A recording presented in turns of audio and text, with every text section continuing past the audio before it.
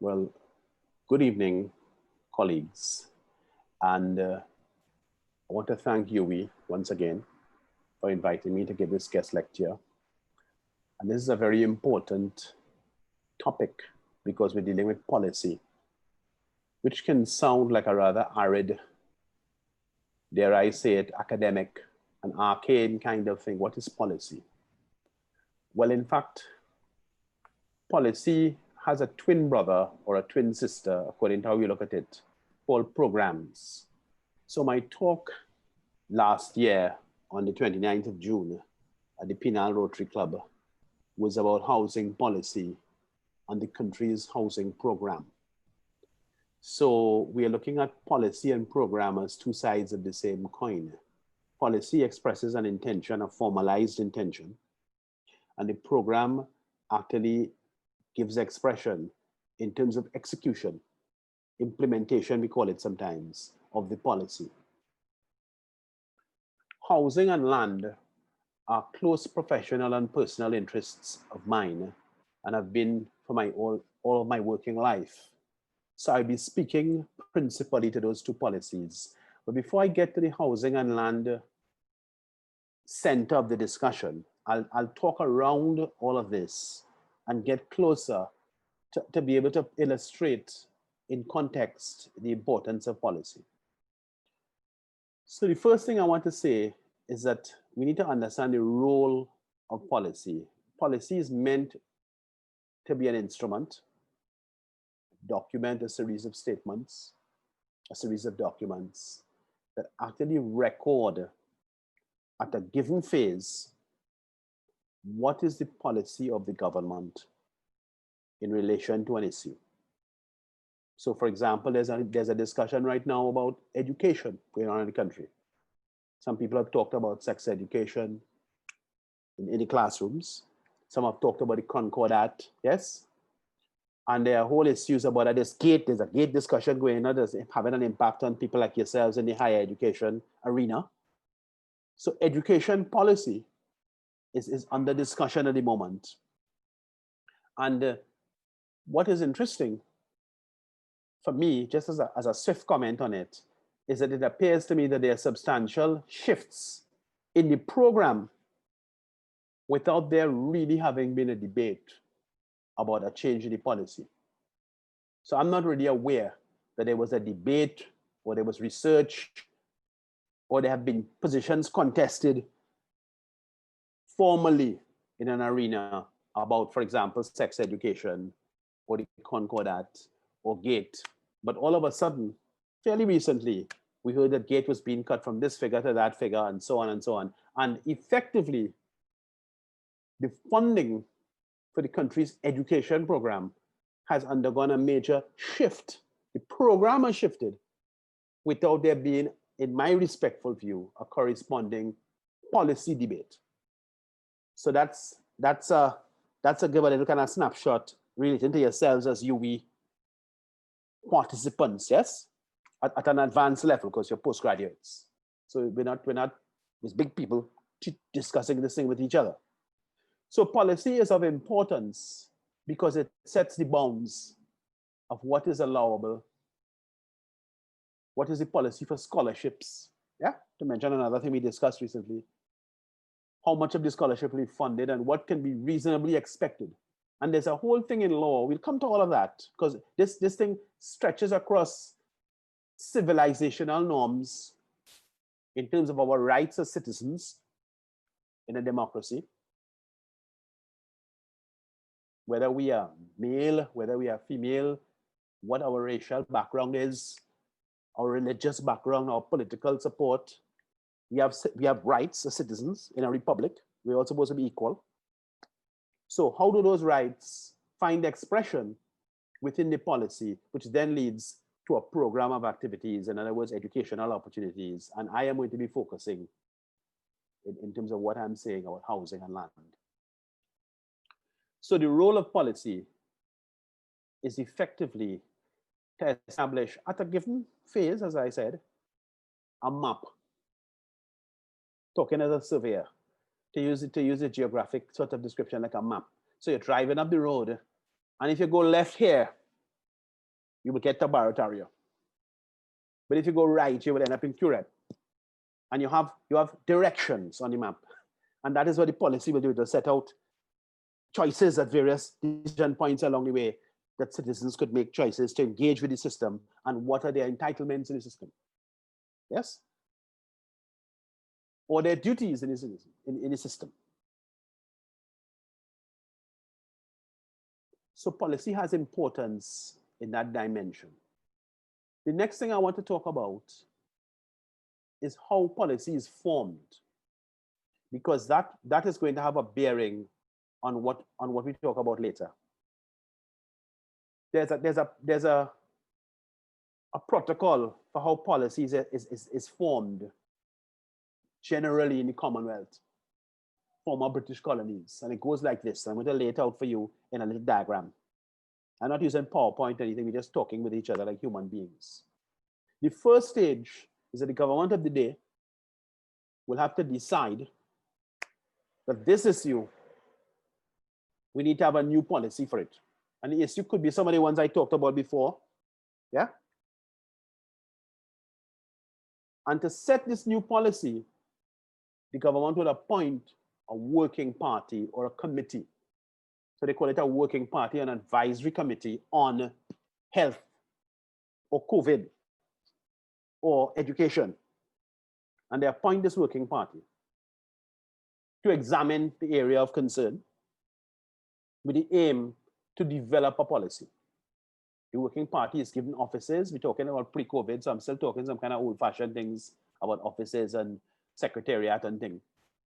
But the working party is given offices, and the working party will then do two things.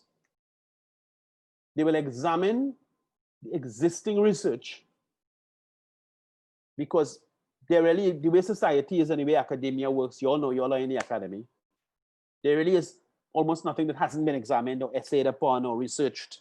Things have been widely, internationally and so on, yes, regionally and so on. So the working party would be people who are subject matter experts in the area, practitioners and scholars in the area. Some of them will be permanent secretaries, and they won't have any ministers. Politicians are generally not part of those committees. And that working party does two things. Number one, they examine the existing body of knowledge, the papers and the books and the articles and the sort of conference debates that have come out around this issue that they've been asked to examine. And secondly, they invite submissions.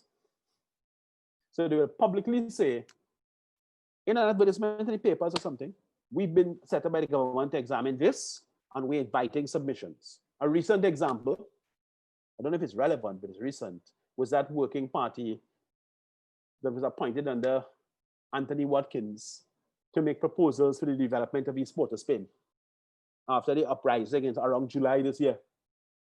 Yes? And that working party went far and wide, and they said, listen, we're inviting people to come in, and I was invited to go in, and different people were invited to come in and make a statement, and if you want to say something to us, come and meet with us, and if you want to write something to us, write us something, do us a video, whatever. So they gather all this information, they study it, and they will then make an interim, a provisional report, and that report is called a green paper.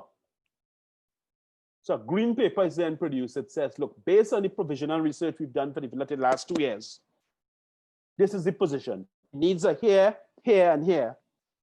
And the resources the country has, we can do this, this, and this to meet those needs in terms of medium-term and long-term objectives.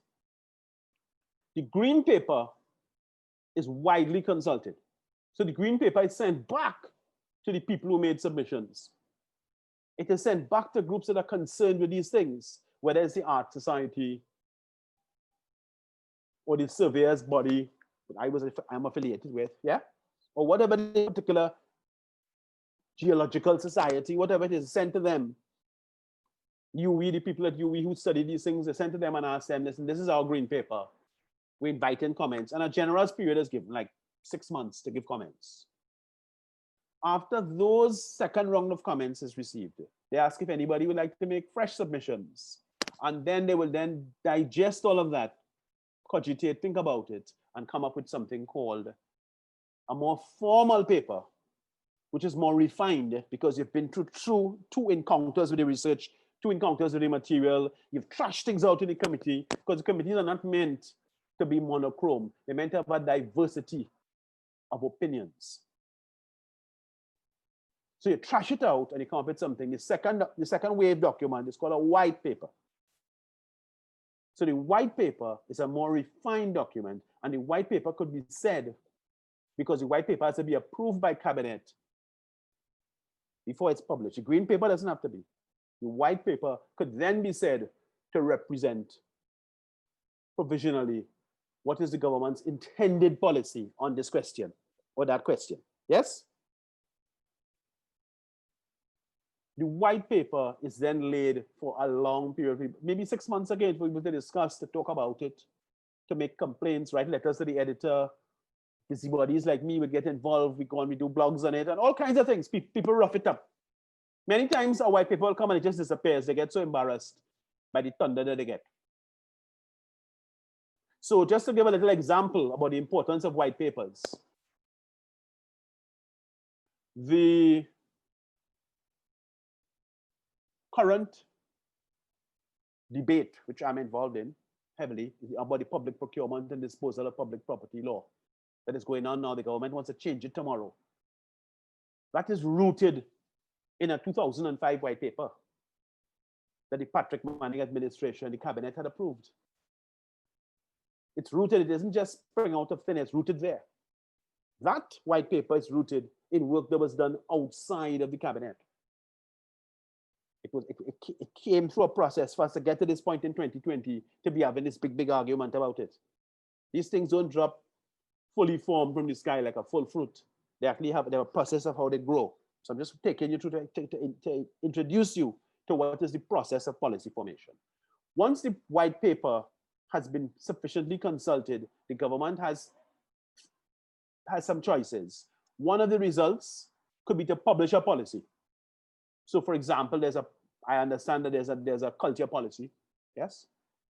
The education policies, there are policies for housing and land, we will get to that later. And there are policies for a wide range of things in the society. Sometimes the policies are reduced to law. So in the case of housing, we have an HDC Act of 2005 that created the HDC, because the HDC is the main agency that gives life to the housing policy of 2002. So how it was done is that they created an agency called HDC, Housing Development Corporation, and they created an Act of Parliament, Act number 24 of 2005, 1st of October 2005, that actually gave life to the HDC. And that act mirrors, corresponds with, and conforms to the housing policy of 2002. Now, the housing policy covers things that go beyond the act. So the housing policy will cover things like there's an agency called the Land Settlement Agency, which is not the HEC. The Land Settlement Agency prepares lots, okay? And they will prepare a lot with roads, water, lights, a survey plan. You will get your deed of comfort, and you will get a lot of land. And that's not to do with HEC. There are no contractors building houses down there. But the activities of the Land Settlement Agency have to correspond to the housing policy and the land policy. There's a way that policy and law relate with each other. And I want to talk a little bit about that now. Of the two instruments, law is the higher one, and policy is considered to be a lower level instrument. Policy informs law. A law can't just jump out of thin air. It has to be rooted in a policy, and the policy has to be rooted in a consultative process based on research and information, which is what I've been outlining. And of course, we can have state agencies that go rogue, whether it's immigration with the Venezuelans, or health, somebody not getting a bed in the hospital, or education, somebody not getting a place in schools. We all know that public officials and public institutions can go wrong. regardless of which government is in power, it happens. And therefore, the whole, and this is the importance I want to bring out to you, the whole question of policy is very, very important from two perspectives. Our whole effort, and by our whole effort, I mean us as human beings, our whole effort to get to this point has been an effort to get greater and greater rights and a greater and greater say in our society and in our lives. It started off a long time ago, enslavement of people, indentureship, labor riots, universal suffrage, women getting the vote in certain countries, yeah? When the vote was first brought out, it was only for rich white men. Then it became rich white people. Then some women got the vote, and then black people got the vote, and a whole lot of things had to happen for us to get to where we are today. And it's given rise to what we have, a republic, in which the whole concept of royalty and inherited privilege, in other words, you're born and your father was somebody, earl somebody, or prince somebody, and you were bigger than me. Or your mother was princess somebody, and all of that kind of stuff is over. It's supposed to be equal. And in fact, this struggle that we're engaged in, this struggle about procurement, this struggle about governance, this struggle about process, this struggle for equity, not equality, equity. This struggle for equity is a very different thing from equality. This struggle for equity is all part of giving content to democracy and republicanism. Because without content, the whole thing would have been a waste of time. So what you find going on now, and we're going to go into it now, is that we come to the point now where we really don't have anybody else to blame. The English have gone. They're not around anymore. It's our country. All the rulers of the country look like us, whether it's me, you, or the other lady on the screen, the one to the left or the one to the right, they all look like us. We're in charge. We went to school, we went to big school, we passed the laws, we argue with each other, and we're supposed to run this place. But really, it is the responsibility of ourselves to make sure that the policies reflect the needs of the society. And as I said at the beginning, it's a coin with two sides, to make sure that the programs truly match up with the policies. And we talked at the beginning of this stanza about policy and law, which one was higher. And there are a series of principles in law, which are called common law principles. So it's not actually a law to say, well, something law of 1861 or 1972. It's actually a series of principles that have developed over centuries. And common law is what the whole body of principles is called. And one of the principles concerns good public administration. And good public administration is the key to us having a republic that delivers things for us. And some of the ingredients of good public administration have been considered to be, did the public body that was making the decision take account of the relevant things? Secondly, did the public body fail to take account of something that was relevant? And so on. So it's a process that is designed to achieve three things. You want to achieve reasonableness. You want, which is the test about taking account of the right thing and ignoring the wrong thing. Yes? You want to take account. You want to have accountability. So there's reasonableness, there's accountability, and there must be consistency. Consistency. Those three simple things: reasonableness, accountability, and consistency are at the core of that legal definition of good public administration. Now, what has a legal definition got to do with policy? What has got to do with policy is this: Where the law is silent, or there is no law, and a matter goes to court, the court will look at the policy. The court will be bound to look at the policy. What is the policy say about this? Whether it's a child who's disabled trying to get into secondary school, yeah? Whether it's somebody needing to get a certain type of operation in the hospital, what does the policy say about this? And examine the behavior of the public authority to see whether it's reasonable and it conforms to the public policy. Which brings us to the whole question about our land and housing policies, which is what I'm really going to spend most of my time talking about. That was the introduction. Now, our land policy, and we actually have a very good land policy. Let me say to you all, give you all a little context here. I'm not one of those people who hang my head and curse Trinidad and Tobago and Trinidad this and Trinidad that. And we actually have a really good land policy that was written, conceived, and created by people looking just like us. Okay? Who probably go up down the road from you and up the road from me. So I'm not hanging my head in no way, shape, or form. Our land policy is a 1992 policy. It is such an inspiring document. Such an inspiring document. Written by public servants mostly, some private sector people were involved. And what the land policy tells us is that the introduction of it, yeah?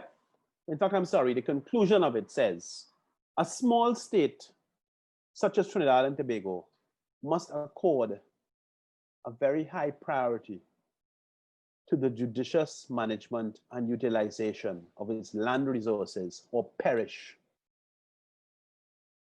All elements of land policy must be designed to ensure that these finite resources are efficiently utilized and husbanded in such a manner as to serve the long-term interests of the national community.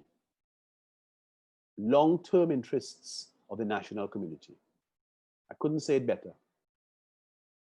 And what that policy is speaking to is the fact that although we think here far and there far and Rio Claro far and Tobago far, the country is this big. About 60% of the country is for practical purposes uninhabitable. The mountain is too steep, the swamp is too deep, the forest is too thick, it's literally uninhabitable. If you know Trinidad, I'm a surveyor, I know the whole country. About 60% of it, 65% of it, literally uninhabitable. Maybe 100 years from now. We live on a very small part of the country. For whatever reason, some people say it's government policy, but for whatever reason, the population of the country has remained about the same for the last 25 years. 1.25, 1.3. It hasn't really gone up or down or anything. It's all sort of oscillated around the same little position there. I think there's plenty more than that, and I have my reasons, but that is kind of beyond the scope of this lecture. The land policy is also very important because apart from that general statement I gave, it actually sets out in the land policy that agricultural land is so important and so much of it has been lost to what we call development. Houses and factories and roads and schools and stuff that we use all the time, So much of agricultural land in the country has been lost that in fact, there's a policy in our land policy, our 1992 policy, prohibiting further loss of agricultural land unless there's actually a very urgent specific case. Now it might surprise you to know that. For some of you here, I see some young faces here. I'll take you all through it. The whole of Diego Martin was plantations, estates, farms, and so on. The whole of Santa Cruz, about 1/3 to maybe 1/2 of Santa Cruz is gone now. Okay. Maracas and Joseph is about the same proportion as gone. That whole Aranguez, El Socorro, place that we talk about. All that was farm. When I was a young fellow, all that was farm. There were a few houses, little things going off on the other apartments and so on. Most of the land in there was farms. It's beautiful soil. Because I did agriculture in schools, alluvial soil is fantastic, rich soil. It's all been built up in apartments and townhouses and car parks and all kind of things. Okay. Warehouses out of the factory and so on and so on. So out of the highway and so on. There was a little furor recently, about 2 or 3 years ago, under the current administration, where the government had planned to build housing, apartments, multi-story apartments, large scale, in what we call intense development of housing, in a place in Curep, which was an agricultural research station for UB for many years, part of the Imperial College of Tropical Agriculture, ICTA, as it was called back in the day. And that road, interestingly enough, was called Farm Road, the road that they were going to build on. And the very Minister of Agriculture, the same chap who has been talking now about doubles and the flour and the chana and all that recently, like in the last 2 or 3 days, he was in the papers talking about that. That same fellow, Clarence Rambrat, who I know very well. Clarence actually went boldly in the media to say, yes, we know it's prime agricultural land, but Cabinet has agreed to build houses there. You see? Now, it ought to have been the subject of a legal challenge because it's a classic example of an area where there isn't a law, but there's a policy. And the action being taken by the state and its agent, the agent of HDC, was in breach of the policy. But there are so few engaged at that level, engaged citizens or engaged institutions, that I think the thing was able to go ahead. The contract has been let and they're probably building the houses now. But a swath of our agricultural land, which is just south of WASA's headquarters, the WASA headquarters in St. Joseph, has been lost to housing. And it continues. Okay. Tucker Valley in Chagaramas is one of the last, which is the road you take going up to Makarip, is one of the last totally fertile areas that has been preserved and not been squatted or built upon. But there were plans, I would remind you, I think there were HTC plans as well to build hundreds of houses in Tucker Valley. This is about 6 or 7 years ago. So this is not something that's far away. Don't be surprised if you hear it next month and it's some new shiny kind of scheme and it's all beautiful and you should apply for a house and so on. The point being that our land policy is very important. But you know what's also interesting about policy? Is that what do you do with an inconvenient policy? Because when the land policy was written in 1992, the country didn't have the kind of money we have now. We were just scraping out of the recession. And it's around 94, 95 that a set of money came here with, what do you call it, Atlantic LNG and those sorts of things, natural gas, and the economy started to boom out 25 years ago. And therefore, you could write any policy.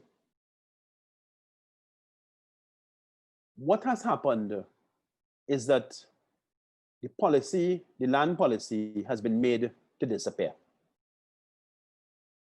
And I would talk some more about that a little later. I'll talk some more about that. Now, the land policy has a relationship with the housing policy, which I mentioned earlier. And the housing policy is of importance for us as humans, regardless of whether we need a house. Your family might be comfortable, you have a house, or your parents have a situation where you have an apartment and you don't have any needs. But it's a matter of importance because it's a strong measure of the decency of a society, how they look after people who are not well off. I have put forward an analysis and a proposal for our housing market in 5 levels, and I would share it with you so you could understand the meaning of the 5 levels. And there are levels that we see, but we don't really deal with. And there are levels that we kind of know about, but we never really talk about in public policy. So let's talk about the 5 levels. We start at the bottom level because that's where my concern is with the poorest people. The lowest level of the housing market is simply what we would call homeless people. People who don't have a place. Simple, simple. No big Latin or Greek. They don't have a place. So either they're sleeping outside tonight, or in some of the cases that are better off in that group, you might be sleeping by a friend or family on a sofa or under the house. But they're there in what we call on sufferance. If they get on bad or they raise their voice, they have to leave. They have no rights. They can't take anybody to court. They can't do nothing. A poor relative, and we all aware, all of us are Trinidadian and Tobago citizens, we are aware of the situations. But the first class is the homeless who don't have nothing. They don't have a place. The second class is what I call permanent renters. So those are people who can afford to rent a place for themselves or their family. But that is all they can afford. They can't afford a deposit. They can't qualify for a mortgage. And all of their life, they rent. And that happens in all countries in the world. Advanced cities, whether it's Miami, New York, London, Paris, there are people who have been renting there for 50 years and they're dead. And they raise the whole family and they come and they're dead and somebody else moves into the flat because it wasn't their place. That's like a kind of a norm, a basic norm. The level above that, I would call those transitional renters. So that is a couple, they were in UWI, they fell in love, they got married, they come from quotation marks, good families. So they move into a little flat somewhere. And everybody who knows them, all the friends and family know them, know that they're going to build a house. And they're saving money to build the house. So they buy a piece of land, yeah? And then they pay their second cousin to draw some plans. And then somebody near Rima or a corporation will approve the plans. And then 5, 6, 7, 10 years later, they build a house and they move into the house. But they are transitional renters. So they're renting at this instant in time. But everyone who knows them knows and understands that that is just a station on the way to where they're really going. The fourth class is the class the transitional renter moves into, which is called the owner-occupier. So those people live in a house, and the house is their house, and maybe they owe the bank some money, and there's something called a mortgage, but the family is living in their own place. And the fifth class, which we never ever discuss, we're far too polite for that, are what I call the multiple homeowners. People who have so much money that they can own as many houses as they want. So I have clients who have 30 houses, 35 houses. People have fought. I have a client who have a building in close to UWI there with 49 flats in one building. And that's like one of 7 buildings he has. So there are people in the country. This is what I do for a living. There are people in the country who have enough money that if they're putting up a new building over there and it's nice, they will meet the developer for lunch and they walk around and they will look at the place and they will say, I want to get 3. I want to get 2 on this floor and I want to go get 1 over there.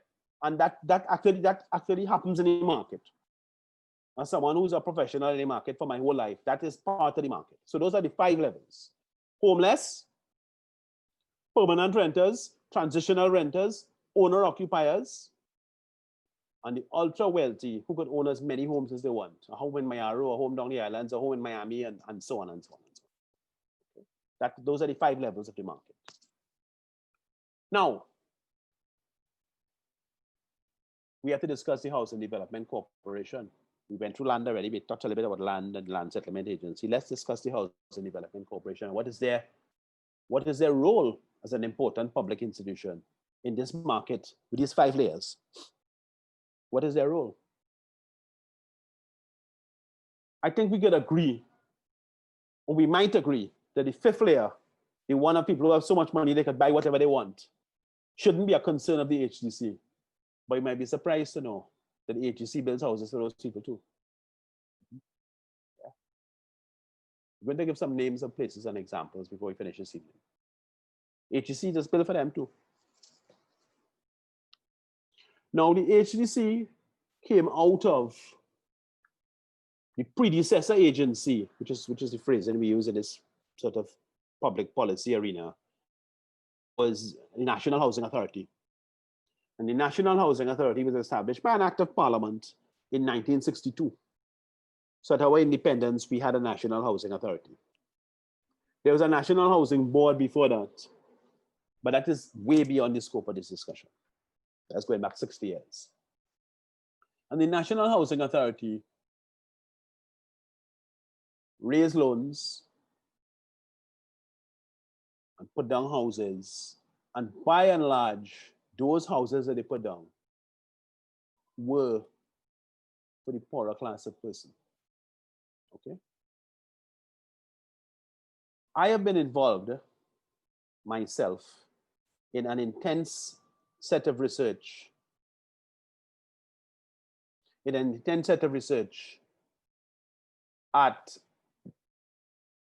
about the last 15 years into our housing policy and our housing programs. The housing policy we have was a housing policy from September 2002. And I have to say, throughout all that research, the Housing Development Corporation, the NHA, the Ministry of Housing have been very helpful to me. 9 out of 10 answer the question, and we have good discussions and we work things out and so on. So they've been really professional and exemplary. What I found is I'll share a few highlights with you because I don't have time to go into a deep dive on it, but I'll share a few highlights with you so you get an idea of the picture. What I have found is that since when the housing policy was announced, the current housing policy in September 2002, Mr. Patrick Manning was the Prime Minister at the time, the late Mr. Patrick Manning. And Mr. Manning established what I consider to be an overambitious target. The target was to build 100,000 new homes in 10 years. Now, 100,000 new homes in 10 years is 40 new homes a day. Because in 10 years, 100,000 is 10,000. 10,000 a year divided by 12 is 800 and something. There are 4 weeks in a month. Divided by 4 is 200 and something a week. And a week has 5 working days. So we're up at 40 something houses a day. It literally didn't make any sense. But that is what the whole country went along with. It was a kind of bandwagon thing. It was a lot of money was in the country, and Dr. Rowley was the housing minister at the time, the current prime minister. And a colossal amount of money was spent. I've done a lot of research. I've been able to get the HDC's financial statements and the NHA's financial statements for the period of the housing policy, 2003 to the end of 2019. And the amount of housing subsidy, the amount of money, what we call public money, what some people call taxpayers' money, the amount of public money that went into housing in this country. Capital sums, not salaries, capital sums. Money spent on bricks, mortar, concrete, windows, land, and things was $11.8 billion. How many houses did we build for that? We built 13,671 houses. So in between 2003 and 2019, we built less than 14,000 houses. In 10 years, we were supposed to have built 100,000 houses. So at that level, it was a massive fail. What's more interesting is when we examine the numbers from another angle. So when we divide 11.8 billion by 13,671, we get a figure, an average figure per house of just under $600,000. So it's like 585 or something. Now, that figure is literally scandalous because at the start of this program, back in 03 and 04 and 05, you could have gotten a new 3-bedroom, 2-bathroom house with land from a private developer in Trinity called Home Construction for $275 and $325. So how could the average be $585? Furthermore, the figure of 11.8 doesn't count the land because the way we measure things in this country, we never measure the value of the land. So there's a huge amount of racket at work here. Another aspect of it, we examine the meaning of the thing, is that when we look at the 10 years, the story of 10 years, going back to the thing about the 5 levels, because the 5 levels is not something I just mentioned for so. I'm going to apply the 5 numbers now to the 13,671 houses. You see, the HEC has a waiting list. I think they say it's about 175,000 people. They talk about it occasionally on the media and so. And the people at the HEC, the people at the housing ministry will tell you 90% of the people on the list cannot afford a mortgage. They don't have a job with enough money. They don't have enough savings. Their employment is not steady enough for them to actually qualify for a mortgage. So in fact, those people, let's go back to the list of 5. Those people are in the 2 bottom layers, homeless and or permanent renters.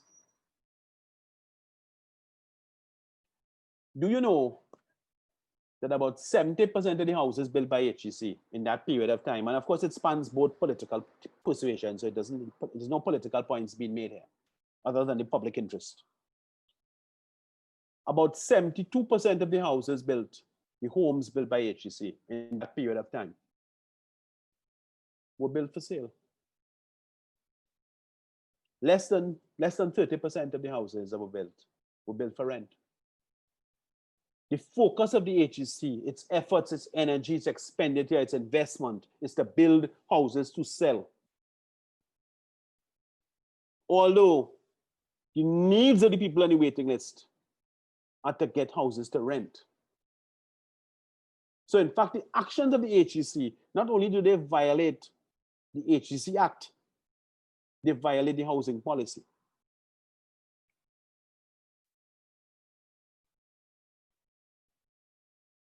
Let me say some more.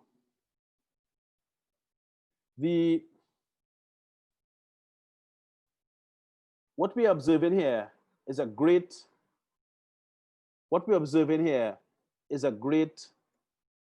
matter of concern for those of us who are conscientious about the future of our country. We're observing a situation in which policy has been made to disappear, and I will give examples. As a practitioner, I have had many contacts with my colleagues in the housing and the land and the surveying profession, town and country planning and that kind of thing. And I always suspected, because I'm also somebody who's always studying and writing. I always suspected from talking with them that they didn't really know about the policy.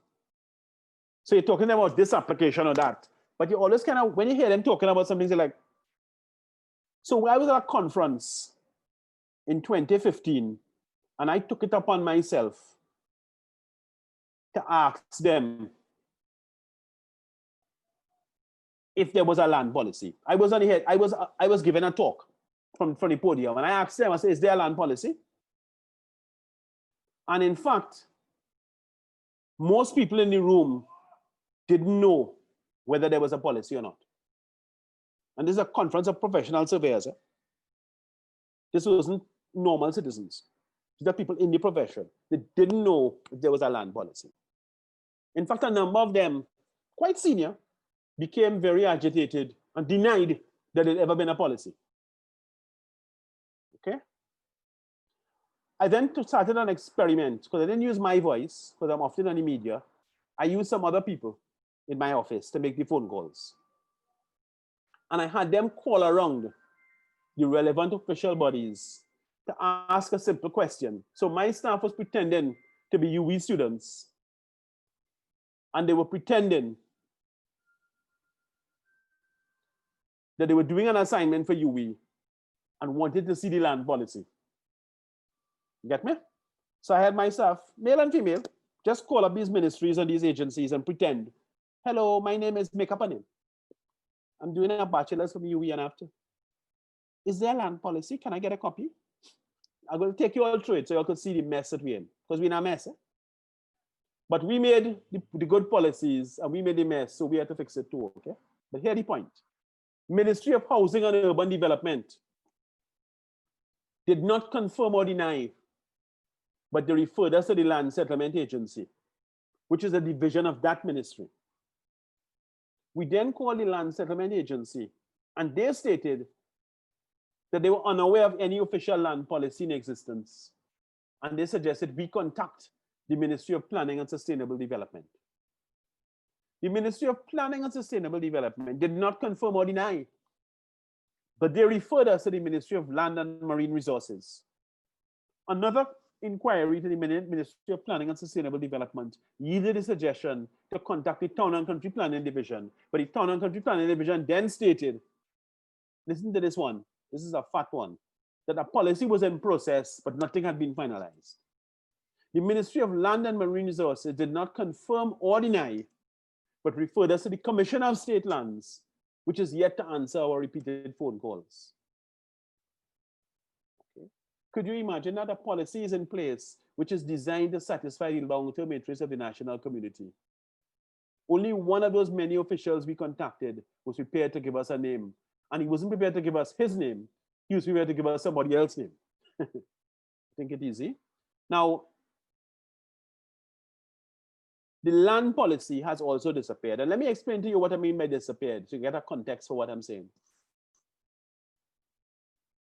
If you go and you look on the HDC website, or the Ministry of Housing, or the Ministry of Land and Marine Resources, or the Land Settlement Agency, or Town and Country Planning, or any of these places, you can't find the land policy. You can't find the housing policy.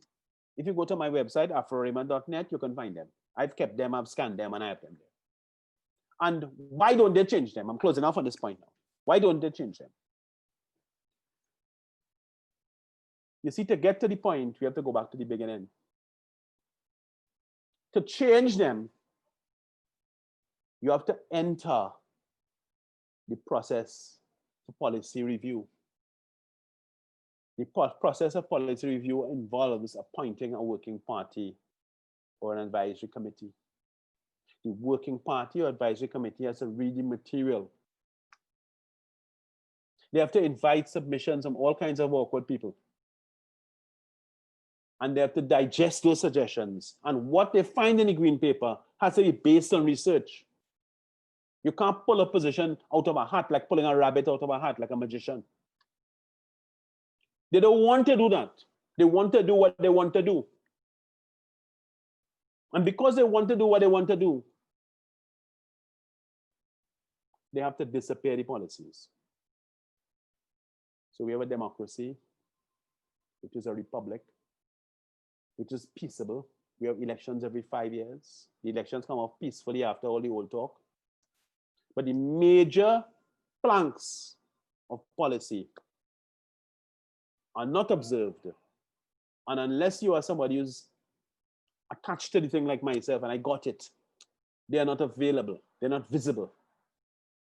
And they have been submerged and made to disappear so that the officials in charge, regardless of who you elect, will do what they want to do. My final point here is about the question of political values and the perceived merit of certain subjective things. We live in very contested times politically. We have all kinds of stupid arguments to listen to from one side or the other side or a third side. And sometimes it could get you mad and you could say, well, I wish these stupid people would shut up, and you get irritated just listening to them and it makes your head boil. And it seems like no matter what happens, they can't agree.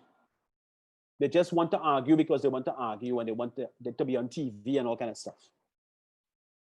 And therefore, we place a high value, because we're human beings, we place a high value on consensus. We place a high value on those rare moments in national affairs when the political stars seem to align and everybody seems to agree. It doesn't happen much, but when it happens, we feel a kind of peace flowing through our heart. Ah, that made sense, they agreed. But I'm asking the question, not just to be provocative, but I'm asking the question, is that always a good thing? Because in the respect of the housing policy in this country, the both political tendencies, let's call them tendencies, some people want to call them parties, the both political sides have agreed that 2002 policy. They have agreed that they don't want to do that because that policy talks of building enough houses for rented houses for poor people. They don't want to do that. And they have agreed because of what they actually do They've agreed that most of their time and effort and money is going to be spent to build more and more houses, to sell to people who have good jobs, whether it's their niece, their nephew, their godson, their goddaughter, their family, their friend daughter, people from good families. They have no time in the policy for poor people. Poor people have been abolished. That is the political consensus. When you research into the housing policy and the program that supposedly flows from the policy, that is the consensus that is apparent. Because when Dr. Moonilal was made housing minister, when Mrs. Prasad Desessa won the election in May 2010, he was very clear, he was very prompt that we're going to keep doing the PNM's housing policy. Okay. They're very clear, they're not embarrassed, nobody's catching them, it's nothing, So that is, I think I have like 30 seconds. I would thank you for your attention. I know that we have a space here for question and answer. So thank you for your attention. I'm going to pause now. There's a lot more I could say, but I need to pull up my handbrakes and things. So thank you very much for your attention.